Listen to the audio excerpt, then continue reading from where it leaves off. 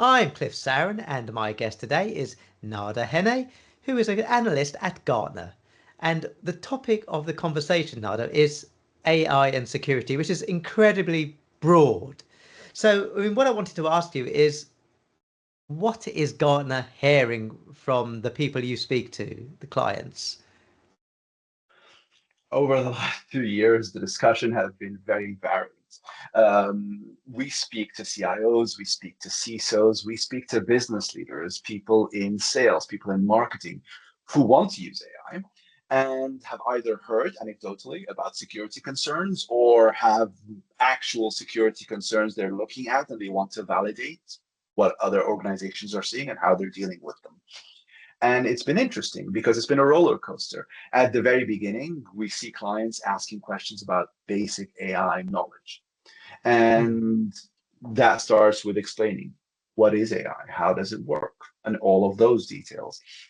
And in many instances, a lot of our clients realize that their issues aren't really AI security issues. They're more associated with AI, or they surface because we're using this AI function that's surfacing an existing problem, that's amplifying an existing problem. And that is, I would say, 50% of those conversations. It's Yes. not an AI security problem, it's an access control problem. If Yes. you give an AI system access to data that it shouldn't have access to, and it leaks information to people that it shouldn't leak to those people. It's not really an AI problem. It's that you've given the AI system data it shouldn't have access to. It's not magic. And a lot of the time, the work to clean up the data to make it quote unquote AI ready Hmm. is the larger part of the job. So there is a question of data leakage, and you just referenced that. Is that as big a concern in AI, or is it just, as you say, it's just part of what you should be doing because you have an IT security policy that should prevent corporate data from leaking? It is arguably the largest concern. Hmm. And there's two sides of it. There's the internal data leakage. A lot of people call that the oversharing thing, when you Hmm. ask the model a question and it gives you internally to an internal user information that it shouldn't give you. And then there's the external aspect where you're engaging with this model and then Hmm. your information starts to show up elsewhere. In Okay. both of those instances, um, it's primarily a fault in the kind of data is given the model initially, or in the guardrails you set up for the AI system. Hmm. Okay. Because it's not magic. The AI system does not have access to data that it shouldn't have access to. It gets complicated when you're trying to overlay access control on top of an AI system. That gets messy because AI systems are not built the same way other systems are. They Hmm. are probabilistic. They work off of probability. They look at a lot of information, especially with generative, and they try to give you a well-rounded answer using a lot of bits and pieces of information. Now, if it's got 8 bits of information and you only wanted to use 5 for that particular individual, given their access control limitations, programming that can be challenging. Hmm. Yes. But it's all predicated on the fact that your access control functionality and rules are well in place Yes. before you ever bring in AI. For a lot of organizations, their data is just not AI ready. Yeah. I mean that. Just as an aside, that does make it more complicated to train the model to understand certain users. Because if the model is trained on all the data that it has access to in the corporate space for everyone, then there is a risk that it would give out the wrong information. The alternative is to have different models for different groups of users, right? And that could be incredibly expensive to build Yeah, and to manage. it's incredibly expensive and it's incredibly complex.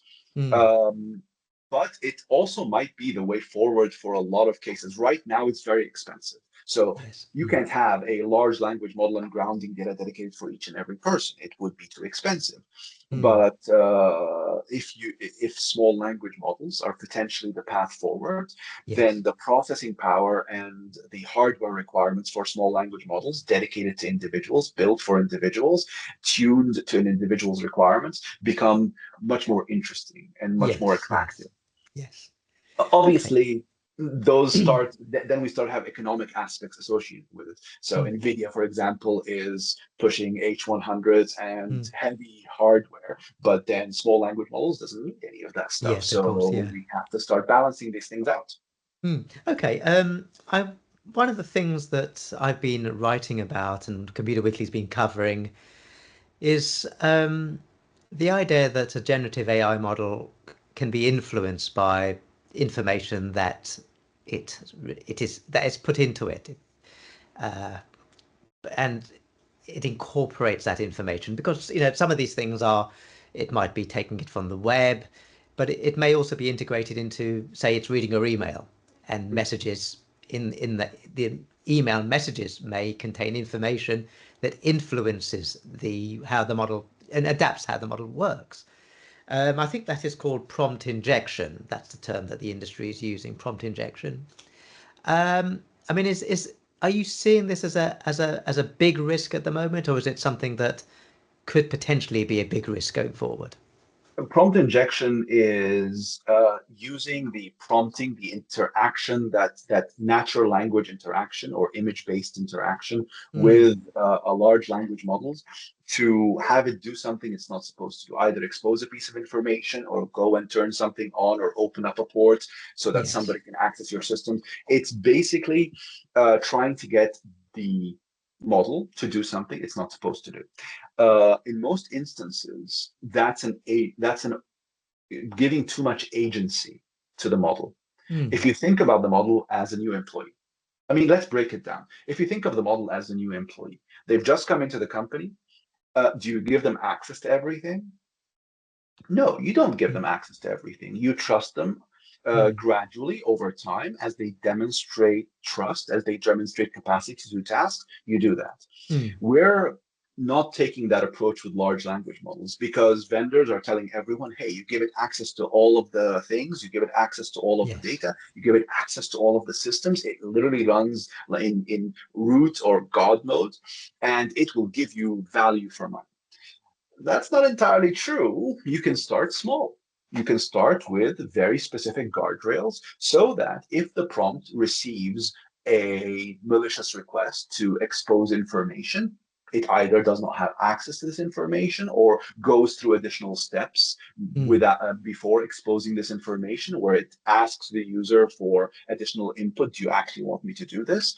There are guardrails that you can put in place to mitigate those concerns. The enemy of those guardrails is over provisioning and an abundant amount of agency given to large language models or agents for that matter. yes. Okay. I mean, finally, I mean, the industry's built these, as you say, they've built these models so that they can take advantage of all the data that's out there, and but is enough being done on the security side at the moment? Is security coming out of the industry, coming out of the vendors, is that being aligned with the pace of which AI models are being developed? There is an inordinate amount of hype around what these models can do Hmm. today. What Yes. not what these models are going to do for us 10 years down the line, but what these models can do today. There's a lot of hype around the risks that these Yes. models pose. They're not magic. They can't Yes. do everything and anything. Yeah. And if you've brought in a model from the outside and given it absolute access to your information, you're asking for trouble. Mm. Yes. If I'm being perfectly honest, it's like hiring an employee and the first day of work, here's access to everything. Here's access to the vault, here's access to the money, here's access to all the computer systems. I'm going to go make myself a cup of coffee, you do work, without any guidance or anything. So that's the analogy.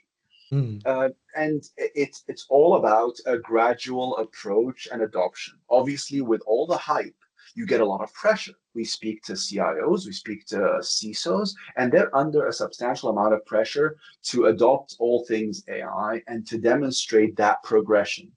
You don't have to jump in with both legs. You want Yeah. to take, purposeful steps. You want to invest in these things and do some measure of ROI calculation, because at Yes. some point your CFO is going to show up and say, "Hey, we're paying, $100,000, $200,000, Mm. $300,000 to be able to summarize meetings.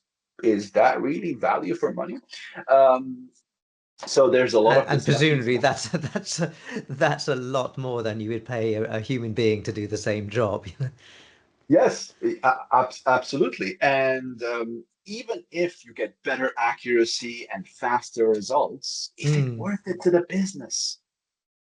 And so that's an important question a lot of people are now paying a lot more attention to. Mm. But from a security perspective, initially there was a challenge in understanding what is the technology, what is it Yes. supposed to do, Yes. how is it supposed to work, which is honestly very late, because if we're being honest with one another, AI has been around for the better part of the last decade.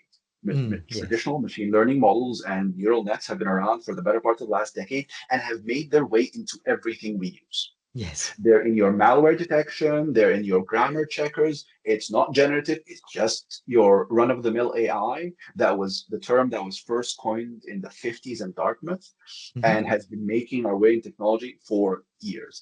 Now, Yes. with the rise of generative AI, there's a focus on AI governance and AI security. And the larger part of the problem isn't the generative component. It's the fact that now that there's a focus on AI security and AI governance, everyone's looking around and discovering that, oh my God, there's AI everywhere. Yes. And Yes. I Of have to course. start paying attention to all of these moving parts. Mm. And it's not like CISOs had an abundant amount of time and resources to begin with, and now Mm. they're having to deal with those things. So it's a shift, but when we speak to clients, when I speak to CISOs, I say you have to take a risk-based approach, just like with everything else. Yes. Not every bit of AI operating in your environment is a critical component, is high risk. Hmm. Malware detection is not high risk. Of course. Yeah. Spell checking is not high risk. Mm. If you're using AI to hire people, that's probably an area you want to pay attention to.